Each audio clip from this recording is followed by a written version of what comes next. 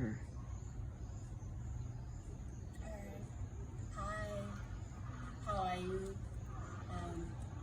I'll be going for attachments for 4 months, starting early February, coming back at the end of April.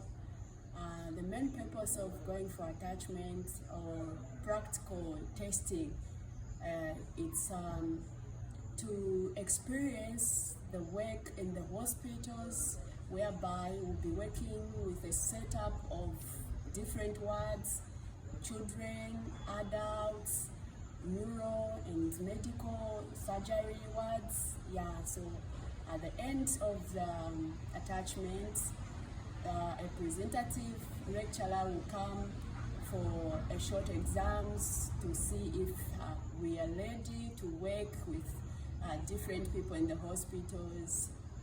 Yeah, that's all about it. And what kind of techniques will you use, or what kind of patients will you have? What kind of injuries require this kind of physical therapy? Yeah, we'll be going different wards, as I said. So in children wards, we call it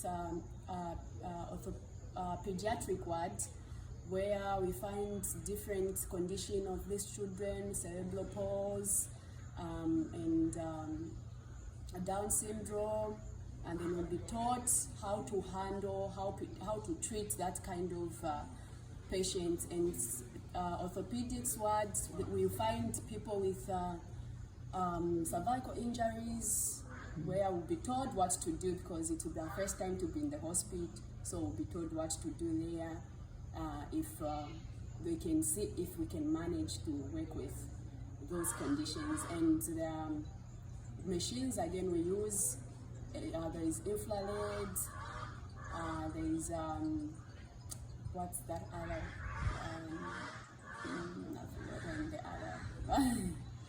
We use different machines according to the condition of the patient. Yes. And massage and different kinds of touch with your hands. Surgery, for example, someone with amputation, we wait for maybe some months to heal, and then because a body is supposed to be working, and sometimes after a surgical they are not able to do some activities, and then we start teaching them how to walk nicely, how to maybe stretching muscles. We even relieve pain with touch. We do different exercise according to the condition someone has. So in your previous semester's studies, you haven't worked on actual people. You've learned the theory and been taught techniques, but haven't actually worked on human beings? I've worked with them. I've done a baby with CP, we call it cerebral palsy, and you find that their hands are not okay. Then you start doing exercises to help them, because those children, in terms of growth, they delay with children mouth stages. Yeah, so you find that the babies maybe 2-3 years and they can't stand, they can't walk. Yeah, so we help them to train them every day to walk, to stand. Yeah, and then again I worked with a woman who had spinal spondylosis, where the back ache, and then I was exercising the woman. Then we call it assessment, and one of the supervisors in the hospital will come check if what you're doing is all right. Yeah.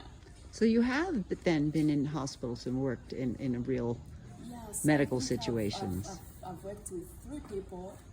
Yeah, I got the assessments. We do assessment, we assess them. There is subjective assessment, where I ask the patient how the problem starts, and then we call it the objective assessment, where I start now practical on the patient. I start touching to see everything, the body alignment, the spinal alignment, everything, if there's any deformity on the body, and then from there I make a plan, a treatment plan from there, and then we start the treatment. Okay. Yeah. All right. So this attachment is just going to be more concentrated work in Yes, practical on the patient, how to touch the situations. patient, Yeah. to know different kind of diseases. Yeah.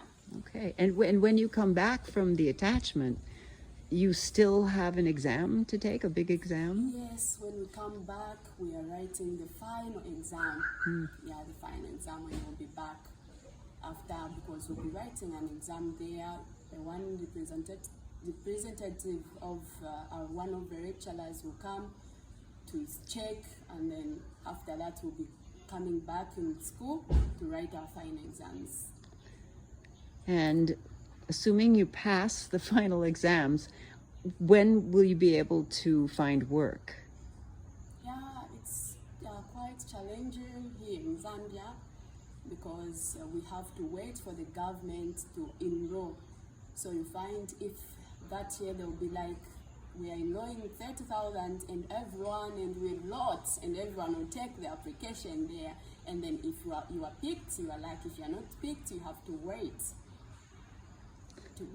Right. To the next enrollment.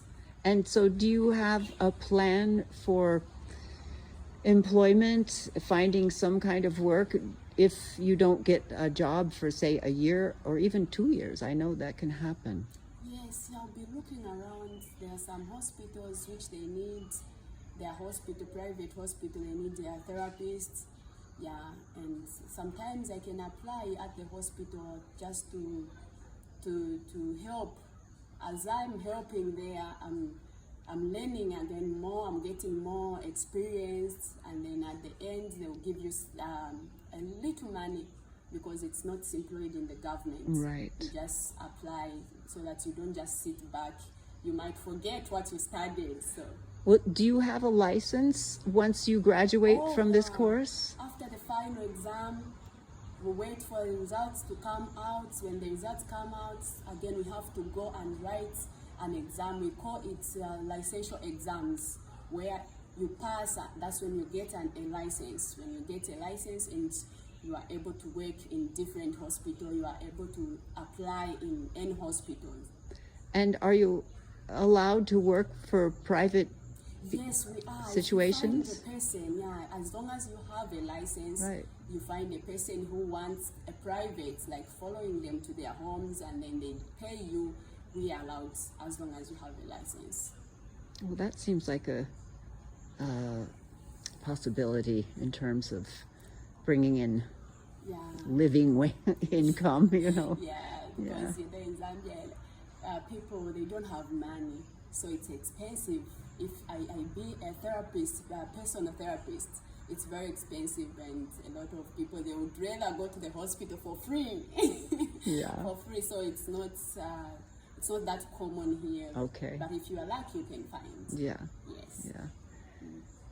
All right. Well, thank you so much, and I hope the future works out well. All right. Thank you so much.